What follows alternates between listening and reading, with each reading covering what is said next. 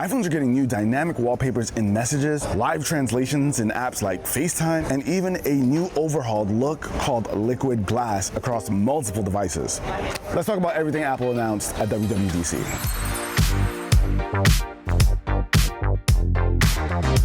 I'm gonna pull out my phone so I don't miss anything, okay, Gene?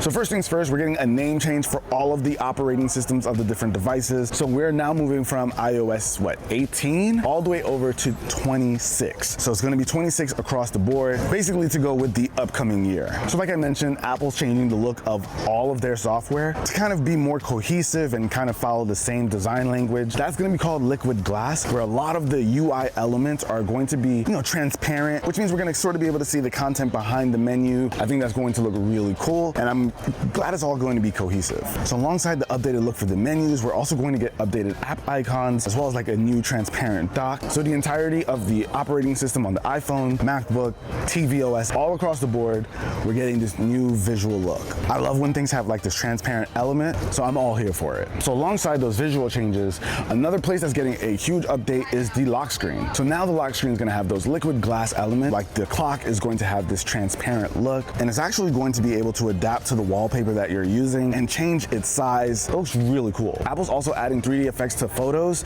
so in your wallpaper, you're going to be able to have this new dynamic look so that you can move your phone around and the image moves around with it. That looks pretty dope. I kind of want to see that on the home screen, but on the lock screen, it looks really cool. And even the way your music plays on the lock screen looks really cool. If you've ever seen artists have like these visual videos to go along some of their tracks, you'll now be able to see that right on the lock screen, which I don't know, adds like a little bit more flavor to when you're listening to your music. Now there's a lot of cool new features coming to the phone app. One big one, call screening. So with call screening, now the person who is calling you will have to say their name, what they might want. It'll basically be like what we saw with Android with call screening, where you kind of have like your assistant pick up for you and let you know who's calling and why before you actually pick up the phone. Now this is going to work for unknown numbers, so like regular everyday folk who call you, who you know in your contact list, won't need to go through this. And speaking of the phone, another nice touch is going to be hold assist. So whenever you're calling somewhere and they throw you on hold, you've got that music playing in the background, Apple's basically going to allow you to mute the music and go into other apps on your phone while you wait, and the iPhone will basically give you a little nudge when the person's back on and ready to chat again. Now messages are getting some great updates. We're going to now be able to change the background to some of our chats. You're calling it dynamic backgrounds. Now this is going to be great for things like group chats, but we're going to see some other cool things added to group chats like polls. So if the group is trying to make a decision on something, or you just want to grab everybody's opinion,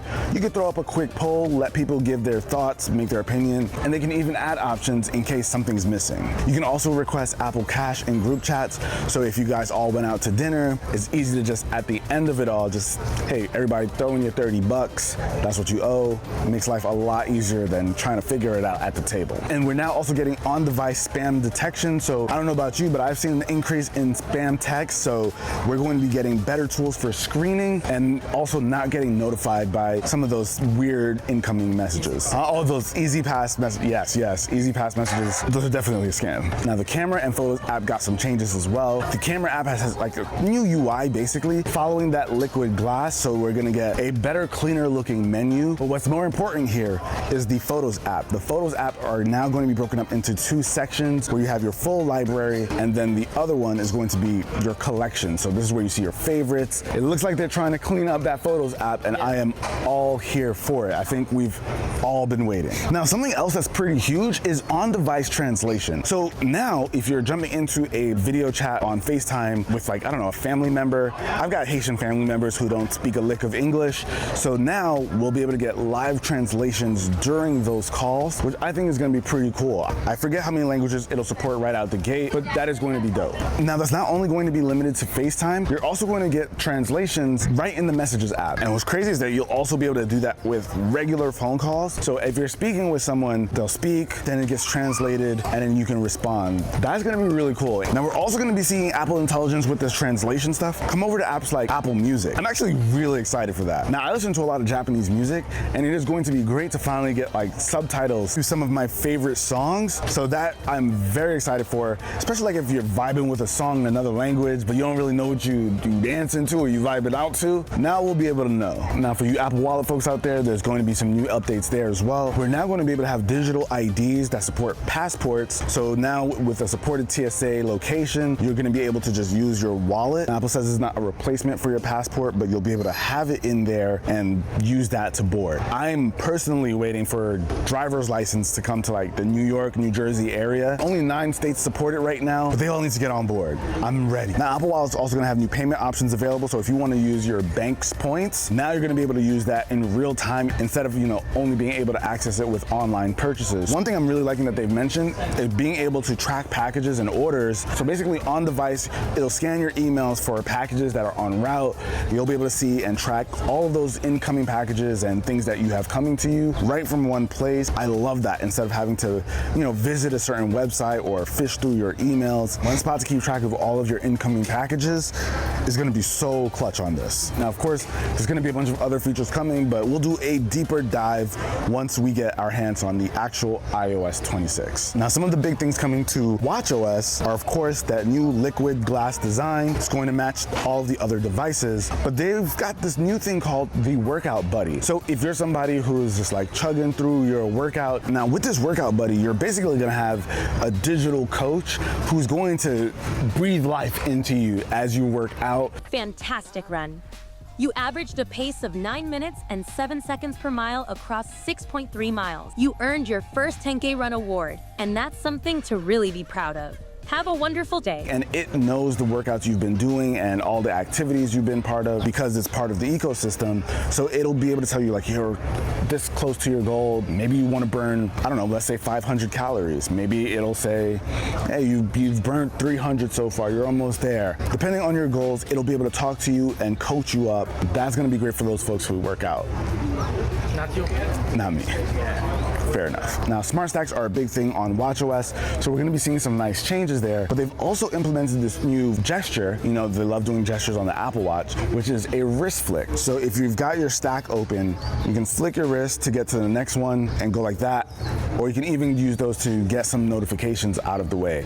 I'm still trying to get the double tap down, but I'm always open to new features. And some other cool features that we've seen come to the iPhone, we're going to be seeing come to the Apple Watch, like the live translations and messages, call screening, call hold assist. So a lot of those features are also trickling its way down to this as well. Now, of course, macOS got some love here too with macOS 26. Tahoe is the name, but of course it has that liquid glass overhaul. But some of the other key visual changes that we're gonna see are customization to the folders, like the colors. I'm gonna be able to have teal folders now, Gene, instead of blue. Everything? Yeah, like all of your folders, you can just change the look. And you can have special colors for special folders, kind of like the tags. Now, another big change is coming to Spotlight. Spotlight is where, you pop it up if you're searching for a particular file or something.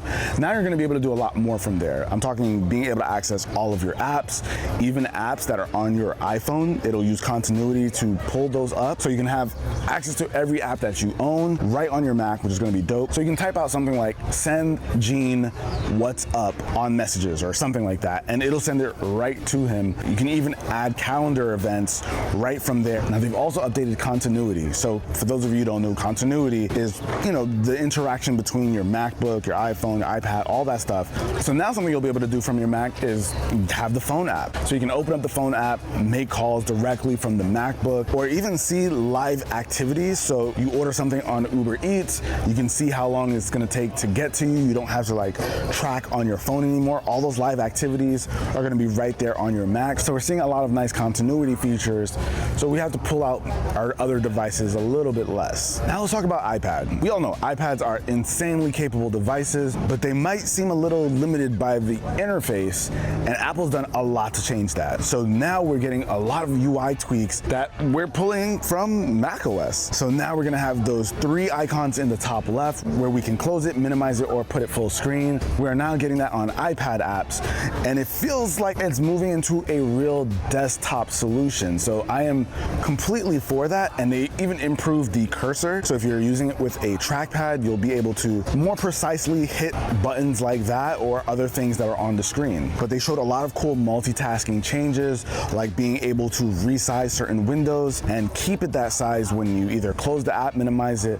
Once you pull it back up, it'll be able to stay on there. The overall UI feels a bit closer to macOS and more like a standard desktop. And I think Apple's finally realizing that that's what a lot of people have been wanting for a long time. Not only are we getting like those window controls, but we're also getting a menu bar. So now you'll have access to a menu bar in certain apps. So if there are certain actions that you want to do, you won't have to like dig into certain menus. You'll have all of them right up top. Got a completely new windowing, multitasking system, menu bars, and even navigation. And they're also seeing some big changes to the Files app, which is a big component of making the iPad feel like that kind of device we want. So now we're going to be able to make some customization changes in there, add folders to our dock at the bottom. So now it feels like it's being integrated into the larger OS rather than just a singular app to have access to certain files. And kind of like everything else, we're getting that liquid glass visual overhaul, live translations. Access to the phone app is also here, so you can make calls right from the iPad. And of course, you even have that new lock screen, which with a big screen like the iPad has, it really takes advantage of how cool that can look. One thing I almost missed though, background tasks. Background tasks are gonna be great, so if you're like exporting something from Final Cut, you don't have to stay on the app in order for it to finish. You can jump into something else, use your iPad, even though you're doing something in the background. That was much needed. I gotta say, I would love to see that across more apps on even the iPhone. And for my Vision Pro folks out there, we saw some nice changes here too. The addition of widgets, I'm hyped for that because now you can take these widgets, place them in certain places in your room, and they will stay there. They're like static additions to the room. And even if you turn off your Vision Pro, turn it back on, they're still going to be there. So let's say you've used your Vision Pro in your office like all the time. You can have like your specific calendar, clock, all kinds of widgets just kind of all around you in spots that you choose, and they'll always live there. We've all said it, it's like having Jarvis when the Iron Man puts on the helmet. I feel like we're getting closer and closer to like blending digital to reality, that AR life. I don't know, man, I'm still hype off the Vision Pro, I'm not gonna lie. Now widgets are dope, but we're also seeing some cool stuff come to content, like spatial videos and photos are now going to get an upgrade with AI. So now you can kind of look around a little bit more and get a more realistic 3D effect. I'm curious to see how that looks, but that's going to be a nice touch if you really want to immerse yourself in, something you captured in the past. Now, in a move I didn't expect, they're going to be adding support for the PlayStation VR 2 controllers. So now for certain games you're going to be able to play, you'll have like dedicated buttons and it'll map all the movements. That should be pretty cool and should add more depth to the gaming aspect of Vision Pro. And a nice little quality of life change is being able to save user settings. So if Gene wants to use my Vision Pro, with his iPhone, he'll have all of his Vision Pro settings locked in, and he'll be able to just send that over to the Vision Pro, so he doesn't have to go in and make any adjustments to like the eyesight or any of that kind of stuff. It'll be able to do it right from his phone. And now they're also supporting another piece of hardware with the Logitech Muse, a pen that you'll be able to sketch out stuff with. I didn't see that coming. I didn't see any extra hardware coming. That's gonna be dope for folks who use this professionally, but I need external storage support. I wanna be able to do that, like that before anything else. I don't know if the hardware is capable, but figure it out, Apple, please. Why do you need storage? So if I have certain files on my Vision Pro or an SSD, I want to be able to transfer them or view them right from the Vision Pro without AirDrop. I want to plug it into Vision Pro and then access my files. Otherwise, I have to do some AirDrop or cloud. I need physical. Now, one of the craziest things was the upgrade to your personal avatars. It looks like Vision OS 26. Personal avatars are going to look a lot more realistic. They showed a side-by-side, and compared to last gen, the new gen is looking kind of clean. It'll make it a lot less weird if you're trying to get on a FaceTime call with someone and you don't want to look like this weird 3D render of yourself. To have it be a bit more realistic, it becomes more of a viable option for things like FaceTime. For me, those are all of the cool changes coming to the different operating systems, but you guys let me know what you think were the best features with a comment down below. Later.